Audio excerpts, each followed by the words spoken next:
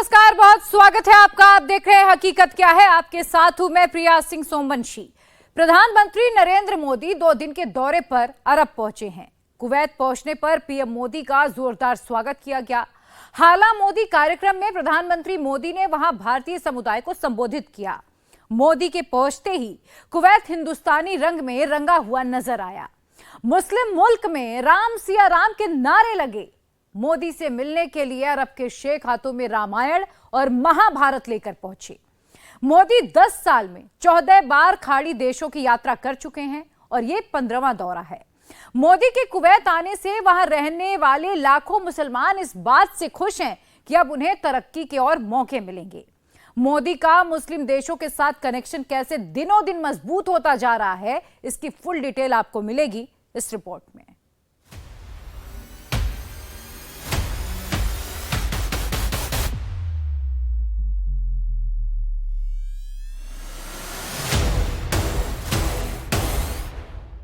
मुस्लिम मुल्क में मोदी मोदी क्यों हो रहा है?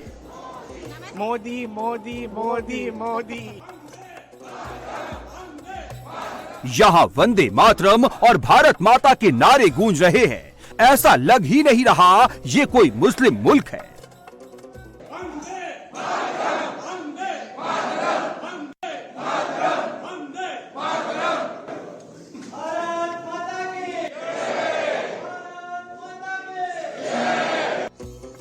इस मुस्लिम देश में प्रधानमंत्री मोदी का ग्रैंड वेलकम बिल्कुल भारतीय स्टाइल में हो रहा है।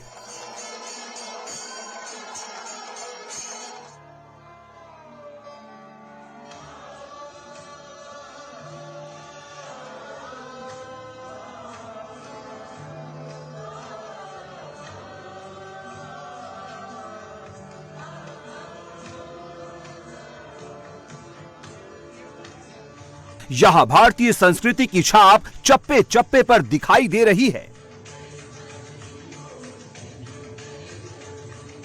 अभी 2-2.5 घंटे पहले ही मैं कुवैत पहुंचा हूं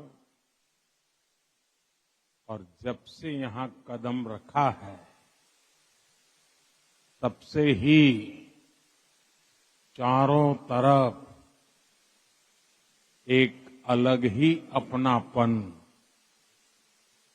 एक अलग ही गर्मजोशी महसूस कर रहा हूं। आप सब भारत के अलग अलग राज्यों से आए हैं, लेकिन आप सभी को देखकर ऐसा लग रहा है जैसे मेरे सामने मिनी हिंदुस्तान उमड़ आया है।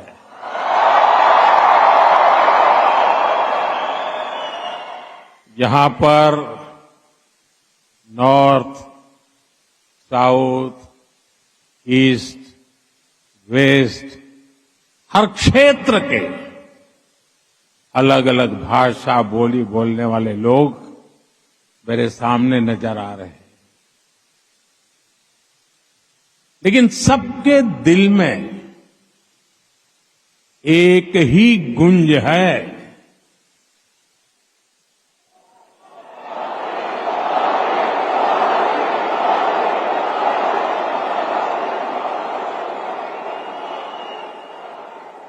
सबके दिल में एक ही गूंज है, भारत माता की, भारत माता की। मुस्लिम मुल्क में मोदी का स्वागत करने वालों में सबसे ज्यादा कौन है, तस्वीरें देख लीजिए, सब समझ आ जाएगा।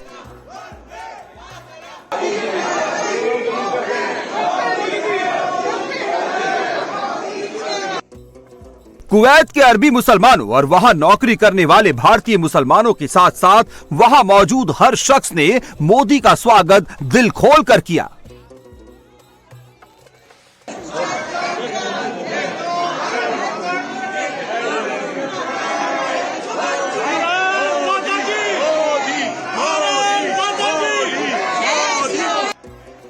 मुस्लिम मुल्क कुवैत में जय सिया राम के नारे सुन मोदी भी गदगद हो गए।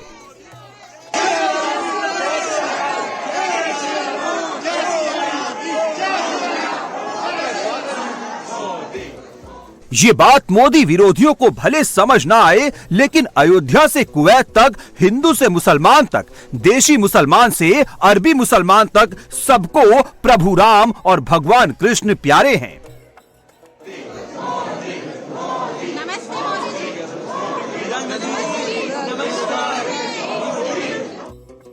इसका सबूत कुवैत जैसे मुस्लिम मुल्क में रामायण और महाभारत का अरबी में अनुवाद है।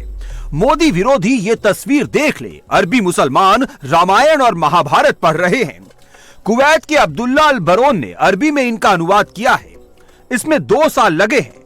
अब्दुल लतीफ अल नेसेब ने इन्हें पब्लिश किया है। वहां का मुसलमान रामायण और महाभारत को जनरेशन की इंस्पायर करने वाली किताबें बता रहा है। मोदी हैं तभी तो कुवैत जैसे मुस्लिम मुल्क में सनातन का डंका बज रहा है। It's my honor, yeah. I'm very glad, very happy because see him now, and he's signed about the Mahabharata, about Arjuna and Karna, especially, and Krishna, and Bhishma. I like it. I like about the bad for warrior, warrior. When warrior with the philosophy is very important about the king, about the generation. Yeah, have many message, many message for the human. 43 साल बाद भारत के प्रधानमंत्री Kuwait के दौरे पर पहुंचे हैं। नरेंद्र मोदी का ये पहला कुवैत दौरा है, लेकिन जो केमिस्ट्री दिख रही है उससे लगता है यहाँ लोगों के सिर चढ़कर मोदी का काम बोलता है, तभी तो सबकी जुबान पर मोदी ही मोदी हैं। साथियों, आज निजी रूप से मेरे लिए ये पल बहुत खास है। 43 इयर्स, 4 दशक से भी ज्यादा समय, 43 इयर्स के बाद भारत का कोई प्रधानमंत्री कुवैत आया है।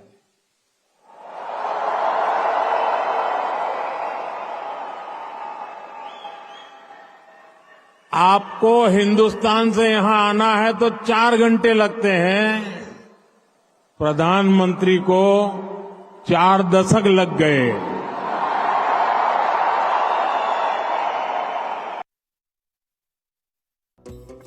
कुवैत के लिए मोदी और मोदी के लिए कुवैत क्यों इतना महत्वपूर्ण है?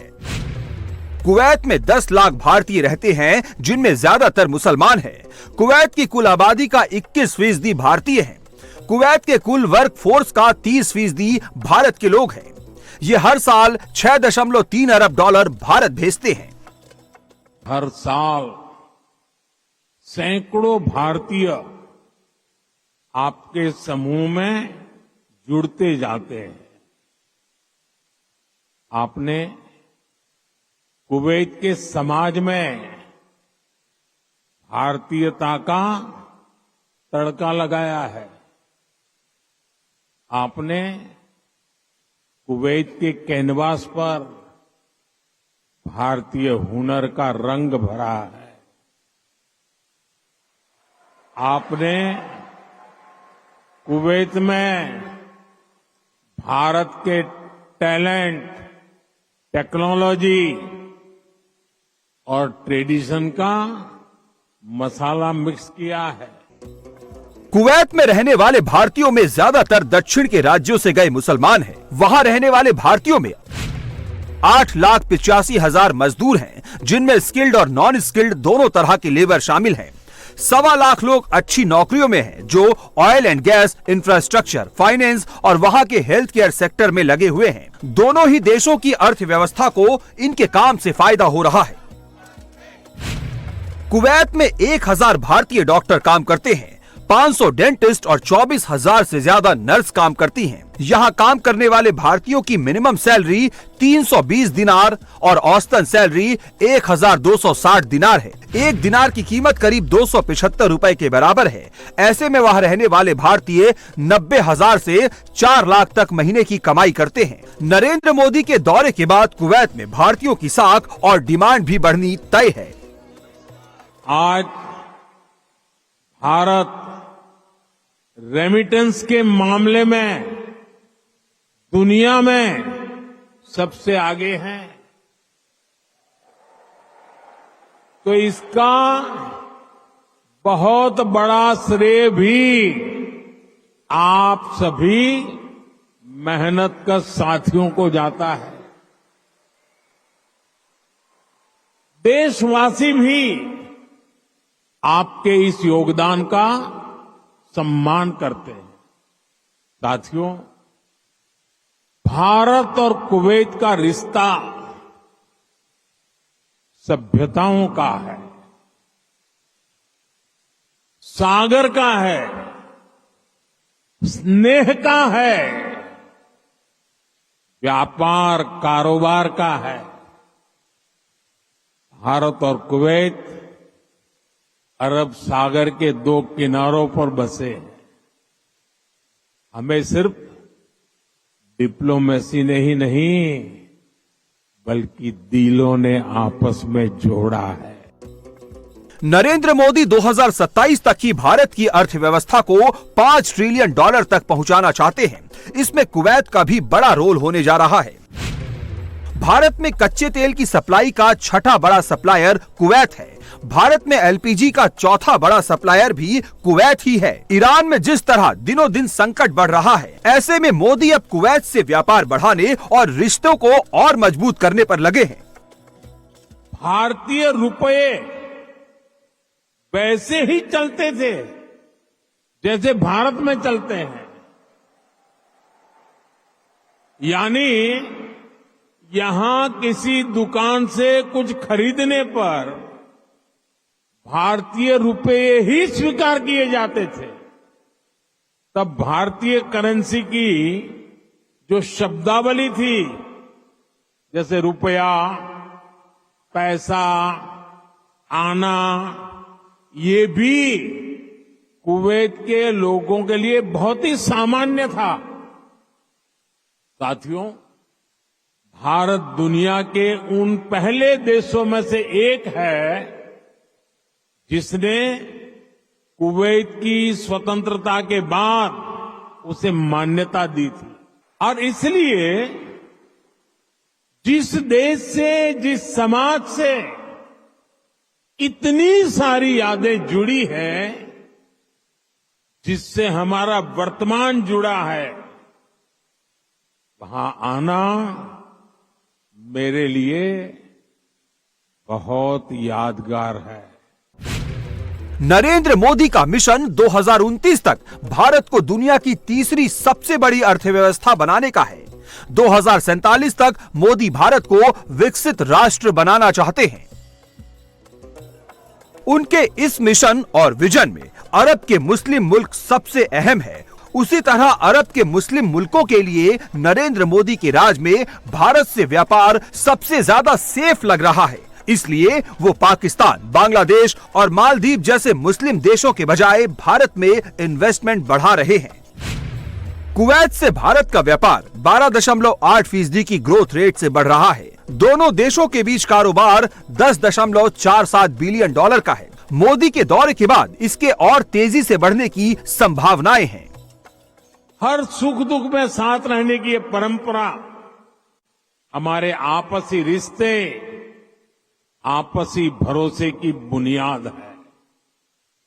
आने वाले दशकों में हम अपनी समृद्धि के भी बड़े पार्टनर बनेंगे। हमारे लक्ष्य भी बहुत अलग नहीं है।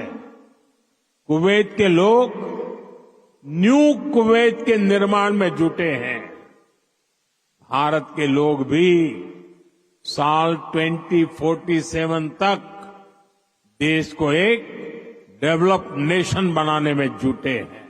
कुवैत ट्रेड और इनोवेशन के जरिए एक डायनेमिक इकोनॉमी बनना चाहता है। भारत भी आज इनोवेशन पर बल दे रहा है, अपनी इकोनॉमी को लगातार मजबूत कर रहा है। दोनों लक्ष्य एक दूसरे को सपोर्ट करने वाले हैं। न्यू कुवैत के निर्माण के लिए जो इनोवेशन, जो स्किल, जो टेक्नोलॉजी, जो मैन पावर चाहिए, वो भारत के पास है। मोदी ने हाला मोदी शो से पहले कुवैत में काम करने वाले कामगारों से उनके कैंप SPIC में मुलाकात की। मोदी से हाथ मिलाकर मजदूरों की खुशी का ठिकाना नहीं रहा।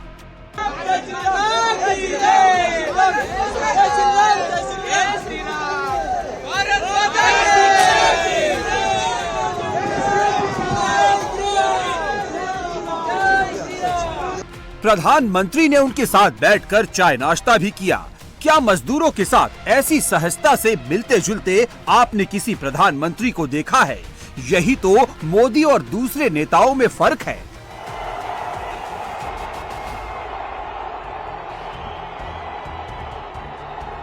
कुवैत में हाला मोदी कार्यक्रम ने अमेरिका में हाउडी मोदी की याद दिला दी। कुवैत के शेख साद अल अब्दुल्ला स्पोर्ट्स कॉम्प्लेक्स में मोदी को सुनने के लिए करीब 10,000 लोग मौजूद थे। आने वाले कई दशकों तक भारत दुनिया का सबसे युवा देश रहने वाला है। ऐसे में भारत दुनिया की स्किल डिमांड को पूरा करने का सामर्थ्य रखता है और इसके लिए भारत दुनिया की जरूरतों को देखते हुए अपने युवाओं का स्किल डेवलपमेंट कर रहा है, स्किल अपग्रेडेशन कर रहा है। भारत ने हाल के वर्षों में करीब 2 दर्जन देशों के साथ माइग्रेशन और रोजगार से जुड़े समझौते किए। इनमें गल्फ कंट्रीज के अलावा Japan, Australia, France, Germany, Mauritius, UK और इटली जैसे देश शामिल हैं। दुनिया के देश भी भारत की स्किल्ड मैन पावर के लिए दरवाजे खोल रहे हैं। ये आवाज भारत के मुसलमानों तक पहुंच रही है। भारत में मुसलमान भले ही मोदी विरोधियों का साथ देते हो, लेकिन विदेश में मुसलमान मोदी के साथ खड़े हैं। इसलिए मोदी भी बार बार अरब देशों का चक्कर लगाते हैं। मोदी 10 साल में अरब देशों के 14 चक्कर लगा चुके हैं। इनमें कुवैत 1 बार, UAE 7 बार, सऊदी अरब 2 बार, कतर 2 बार, ओमान 1 बार और बहरीन 1 बार। कुवैत के बायन पैलेस में मोदी को गार्ड ऑफ ऑनर दिया जाएगा। यहाँ वो कुवैत के अमीर और क्राउन प्रिंस के साथ अलग अलग बैठक भी करेंगे। मिडिल ईस्ट में कारोबार के अलावा शांति और सुरक्षा पर भी बातचीत होगी। भारत के इन प्रयासों से बहुत फायदा होने वाला है। साथियों, हम दुनिया में कहीं भी रहे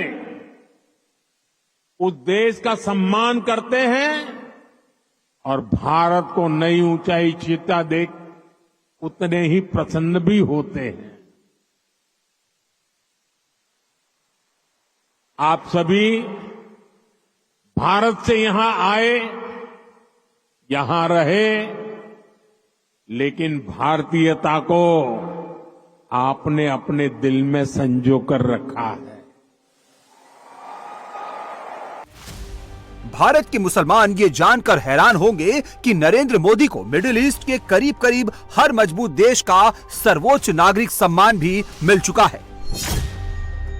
25 जून 2023 को इजिप्ट ने अपने देश के सर्वोच्च नागरिक सम्मान ऑर्डर ऑफ द नाइल से सम्मानित किया था, जिसमें शुद्ध सोने से बनी 3 कॉलर होती है, जिन्हें सोने से बने एक फूल से जोड़ा जाता है और बीच बीच में फिरोजा माणिक सजाए जाते हैं।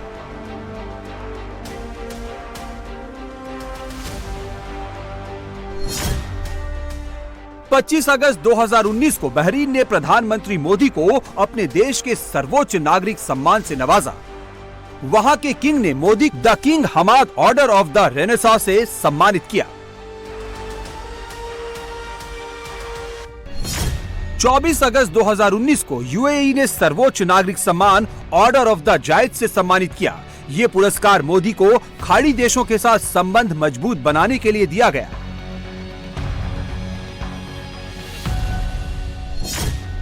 3 अप्रैल 2016 को सऊदी अरब ने सर्वोच्च नागरिक सम्मान किंग अब्दुल अजीज सैश से मोदी को सम्मानित किया। भारत के मुसलमानों के दिमाग में मोदी विरोधियों ने फीड किया है कि मोदी इजराइल का सपोर्ट करते हैं और फिलिस्तीन को तवज्जो नहीं देते, लेकिन सच्चाई ये है कि 10 फरवरी 2018 को फिलिस्तीन ने अपना सर्वोच्च नागरिक सम्मान grand collar of the state of फिलिस्तीन से मोदी को सम्मानित किया। ये विदेशी गणमान्य नागरिकों को दिया जाने वाला फिलिस्तीन का सर्वोच्च नागरिक सम्मान है। खाड़ी और मुस्लिम देशों में मोदी का कद लगातार बढ़ रहा है। ये बात मुसलमानों को भी अब समझ आ रही है। अब आप मुझे बताइए, कौन भारतीय होगा जिसे मंगलायन की सफलता पर गर्व नहीं होगा? कौन भारतीय होगा जिसे चंद्रयान की चंद्रमा पर लैंडिंग की खुशी नहीं हुई होगी? मैं सही कह रहा हूं कि नहीं कह रहा हूं? आज का भारत एक नए मिजाज के साथ आगे बढ़ रहा है। आज भारत दुनिया की 5वीं सबसे बड़ी इकोनॉमी है। बीते 10 साल में भारत ने जितना ऑप्टिकल फाइबर बिछाया है, भारत में जितना ऑप्टिकल फाइबर बिछाया है, उसकी लंबाई वो धरती और चंद्रमा की दूरी से भी 8 गुना अधिक है। अरब देशों में रहने वाले एक एक हिंदुस्तानी नरेंद्र मोदी के लिए कितने अहम है, इसका सबूत ये ट्वीट है। श्रेया जुनेजा नाम की एक लड़की ने मोदी से रिक्वेस्ट की थी कि वो कुवैत जाएं तो 101 साल के हो चुके उनके नाना जी मंगल सेन हांडा से जरूर मिले। मोदी ने जो कहा वो वादा पूरा किया। कुवैत में उन्होंने मंगल सेन हांडा से मुलाकात भी की। उनके बेटे प्रदीप हांडा कुवैत के नेशनल बैंक में जनरल मैनेजर हैं। Oh, it's very exciting. I got a call yesterday from the ambassador. He said, make sure you bring your dad, and with a small write-up in this morning. And Prime Minister is looking forward to meeting your dad as well. You know, on his 100th birthday, when he celebrated his 100th birthday, the Prime Minister had kindly sent a letter of congratulations to him as well. So we are very, very obliged to the Prime Minister for that honor that he often gave to my dad. So it's we're excited. The Prime Minister is coming after such a long time, and he's doing a wonderful job for all of us. पिछले 1 महीने से जब जब संभल की चर्चा होती है तो मुसलमानों के जहन में जामा मस्जिद और हिंदुओं के मन में हरिहर मंदिर की तस्वीर जरूर आती है, लेकिन संभल की पिक्चर इन 2 इमेज से कहीं ज्यादा बड़ी है। संभल केवल मंदिर मस्जिद का विवाद ही नहीं है, संभल यूपी की सियासत का वो पॉइंट है जहां योगी ने हिंदू वोट का मैग्नेट खोज लिया है। हिंदू वोट का ये मैग्नेट कितने एरिया को कवर करेगा? संभल और संभल तीर्थ की पिक्चर में फ्रेम में कितना बड़ा अंतर है और योगी संभल को लेकर क्या बड़ा प्लान कर रहे हैं, पूरी डिटेल मिलेगी आपको इस रिपोर्ट में।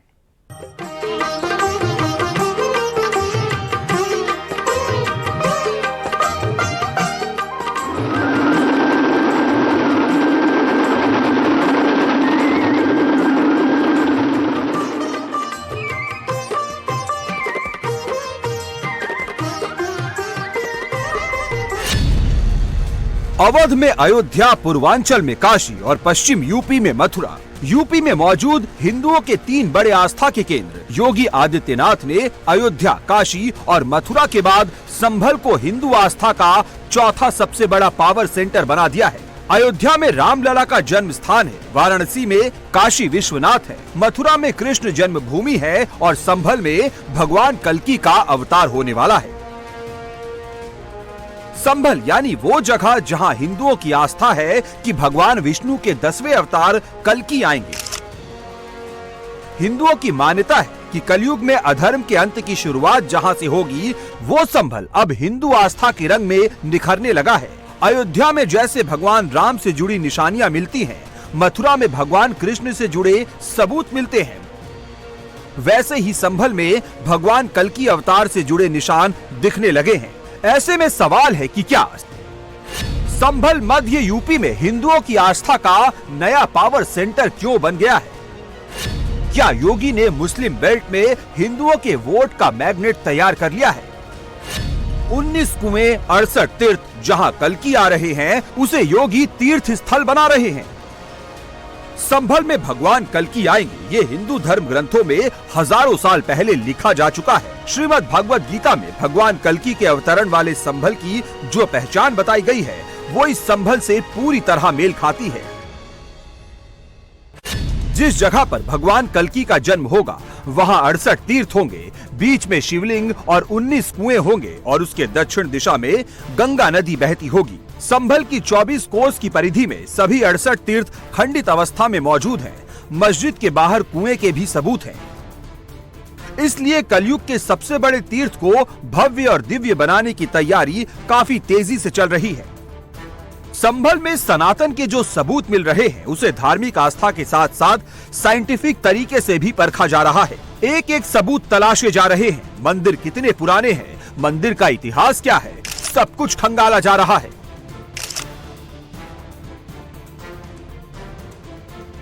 संभल में लगातार दूसरे दिन भारतीय पुरातत्व विभाग यानी एएसआई की टीम पहुंची।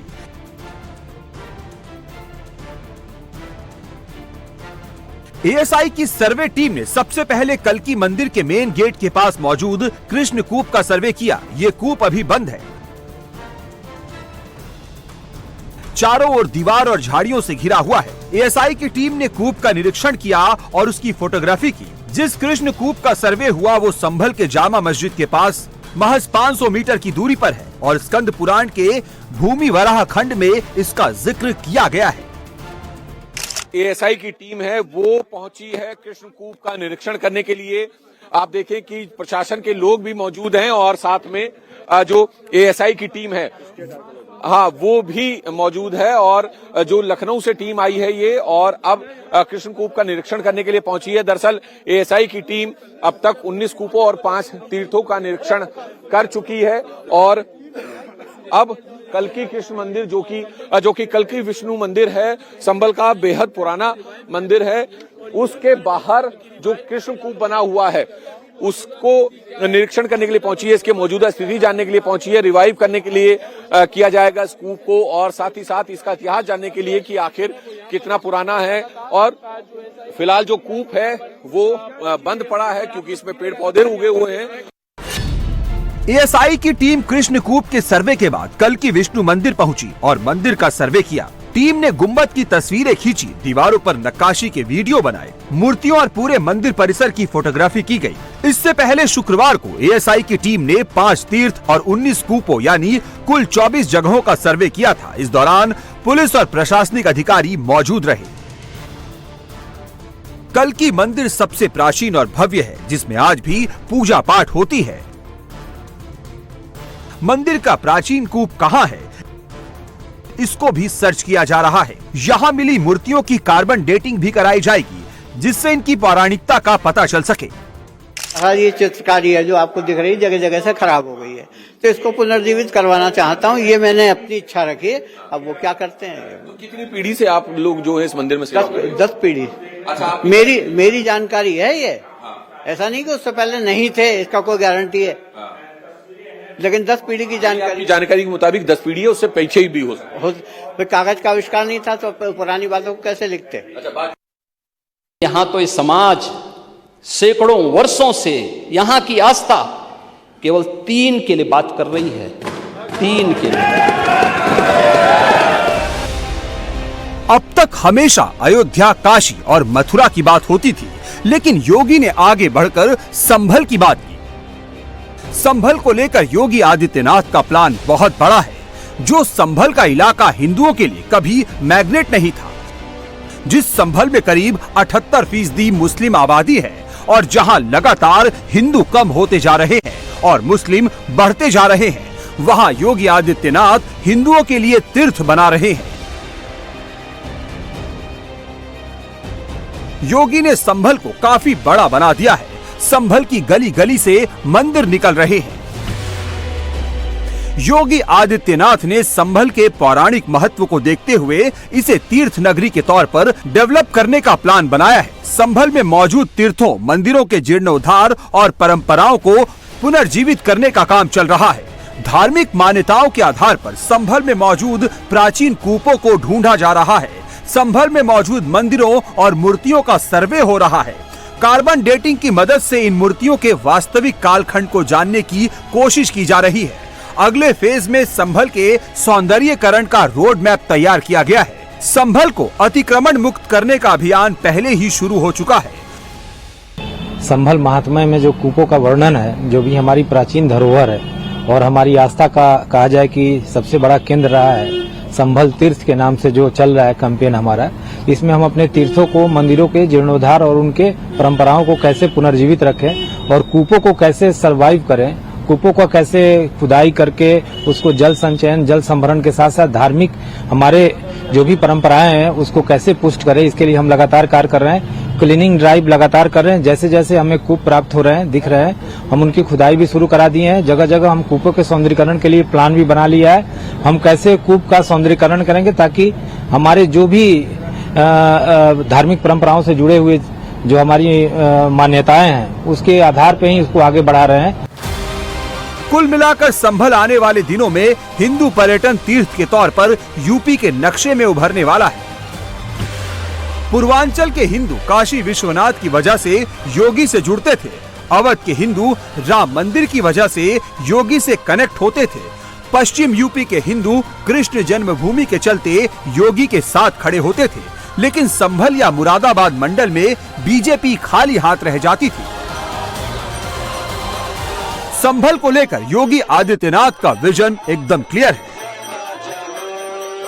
संभल को हिंदू तीर्थ के रूप में विकसित करने के साथ साथ यहां ऐसा माहौल तैयार करना है जिससे हिंदुओं को यहां से पलायन न करना पड़े।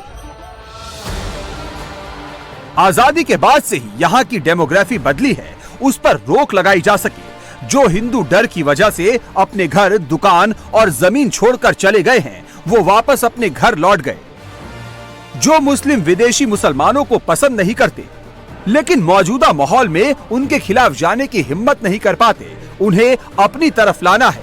योगी कुंदरकी मॉडल संभल में भी आजमाना चाहते हैं। हालांकि 2 महीने पहले तक ये नामुमकिन लगता था, और ऐसा क्यों था ये भी समझ लीजिए।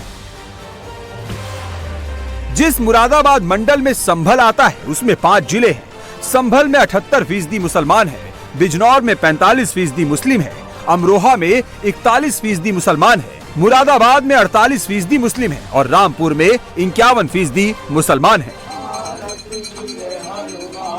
संभल की डेमोग्राफी चेंज हुई, हिंदू अल्पसंख्यक हो गए और कलयुग में हिंदू आस्था का केंद्र भी सबसे पीछे रह गया।